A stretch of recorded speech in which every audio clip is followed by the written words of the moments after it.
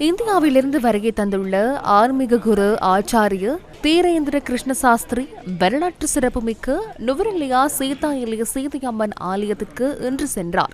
இதன்போது ஆலயத்தில் நடைபெற்ற விசேட பூஜை நிகழ்வுகளிலும் ஆன்மீக குரு ஆச்சாரிய தீரேந்திர கிருஷ்ண சாஸ்திரி பங்கேற்றார்.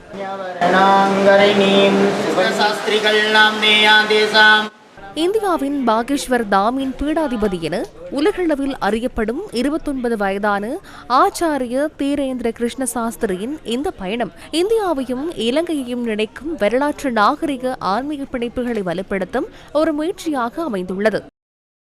ஜெய் ஷியாராம், ஜெய் பாகேஷ்வர் தாம் கி ஹம் பஹலி பார். நான் முதன்முறையாக இலங்கைக்கு வந்துள்ளேன்.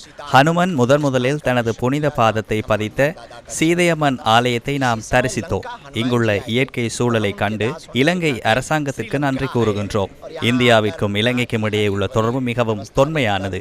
இந்த ஆலயம் இயற்கையால் நிரம்பியுள்ளது. இங்குள்ள தெய்வீகம் ஞானகி தேவியால் நிறைந்துள்ளது.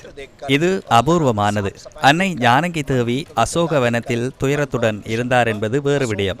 ஆனால் அவர் பக்தி வடிவமானவர். பக்தி எங்கு இருக்கின்றதோ அங்கு கடவுள் எப்போதும் இருப்பார். नशा एडिक्ट होने से बेहतर है भगवान की भक्ति का एडिक्ट होया जाए. 3 நாட்கள் ஆன்மீக பயணமாக இலங்கைக்கு வருகை தந்துள்ள ஆன்மீக குரு ஆச்சாரிய தீரேந்திர கிருஷ்ண சாஸ்திரி எதிர்வரும் 21ஆம் தேதி வரை நாட்டின் முக்கிய வணக்க ஸ்தலங்களுக்கு விஜயம் செய்யவுள்ளார்.